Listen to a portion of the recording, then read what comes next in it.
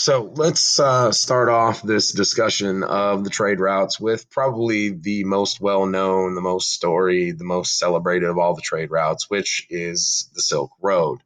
So, what we define as the Silk Road is not really a road. There is no, uniform single route that moves through Eurasia.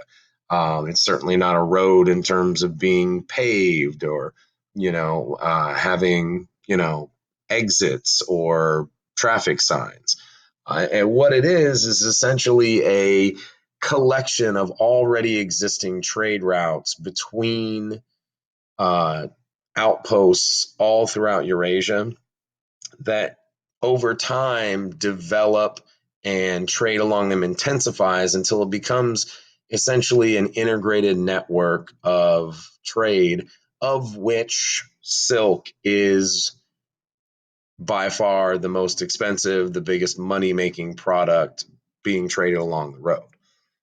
So the Silk Road develops way back in the early classical era, and it really flourishes whenever you have stable government in the region. Under the Persians, under the Han in China, and under Rome, the Silk Road sees a massive expansion. Trade along there intensifies dramatically. Each of these empires not only tries to exert some form of control so that they can tax the trade going through those areas, but they also patronize the road. They build infrastructure in order to keep trade flowing through. They invest money in trading posts and towns along the road in order to better facilitate movement of their goods. Now, like we said, this is not one single road. It's dozens of different common routes that have developed over hundreds, if not thousands of years. Old foot trails, camel trails, mountain passes. Most of these originally developed by pastoralist groups leaving and, grazing their animals within these areas. Um, the role of pastoralists in these, Eurasian trade networks, especially the Silk Road, is a pretty crucial one. Essentially, they are the ones who build these trade networks, not on purpose per se. That there's no outcome involved or outcome planned ahead. But as these pastoralists develop knowledge of the area, they build usable routes through Central Asia, through the Himalayas, through mountain passes and deserts along the way, to facilitate easier movement of their herds. And by doing this, they lay out essentially the groundwork for what merchants are going to use later on. Um, Also, pastoralists play a big role in the Silk Road trade because their seasonal encampments provide outposts along the network, places where merchants can purchase goods, purchase foodstuffs, refill water, essentially get the necessary items to complete this rather long, several thousand-mile journey. Now, when it comes to trade on the Silk Road, trade along the Silk Road is almost exclusively in luxury goods, silk being by far the most popular. But you also have things like incense, perfumes from Arabia and the Middle East, the more expensive spices coming out of India. Um, and the reason that this is mainly a luxury trade route is because at this point in history, land travel is still incredibly expensive. Okay. This trade route sprawls somewhere between 5 to 6,000 miles. It is incredibly expensive to move large amounts of goods that kind of distance. We're talking about hiring teams of camels and mules and, you know, um, manpower to keep those animals moving and keep them alive, supplies to get your trade route through the Silk Road alive, not to mention hiring some kind of security, troops, in order to secure your goods along the way, ward off bandits and robbers. Um, so luxury items, things like spice and silk, are the only items that offer a big enough profit margin to allow trade along the Silk Road to be worthwhile.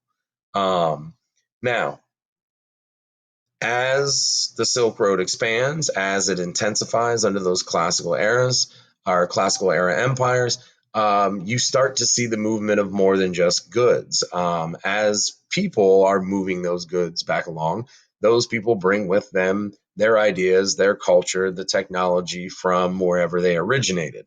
So you start to see technical and cultural diffusion along these lines. Buddhism, in terms of religion, diffuses massively along the Silk Road. It's able to escape northern India and spread throughout Central Asia, into East Asia, mainly China, and then from China into Japan. It also moves along the Silk Road into Southeast Asia, Burma, Thailand, Vietnam areas. Um, some specific technologies that diffuse along the Silk Road. The printing press from China around 900 to 1000 CE makes its way to Persia and the Middle East.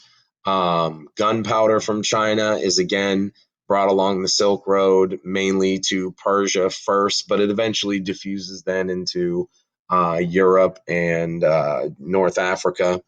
Roman concrete is a massive technical innovation that finds its way along the Silk Road. This leads to an explosion in monumental architecture in places like India, places like China, who now have the ability to create this incredibly, strong and durable material. Architecture styles diffuse along here, Greek and Roman learning, rationalism, the works of Aristotle and Euclid, science and math. Um, so the Silk Road is responsible for creating massive amounts of cultural diversity throughout Eurasia.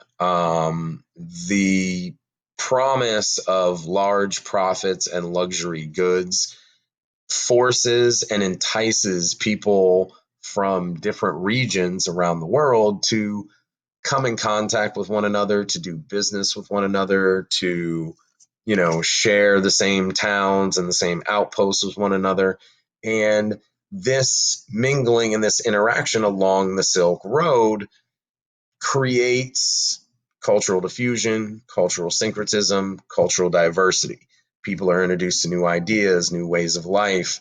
Those ways of life and those ideas mix, they blend, people convert, people become, entire new ethnicities and nations and cultures along this Silk Road.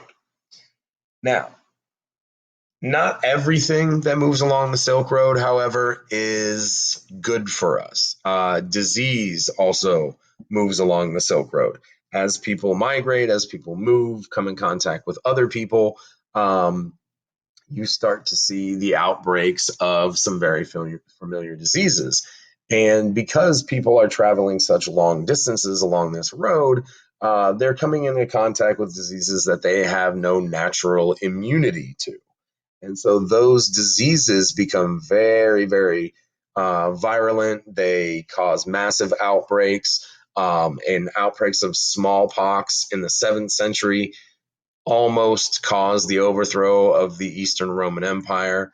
A plague of measles in the 3rd century CE convinces the people of Han China that the dynasty has lost the mandate of heaven, and this begins a downward spiral that's going to eventually overthrow the Han in the Yellow Turban Rebellion. So,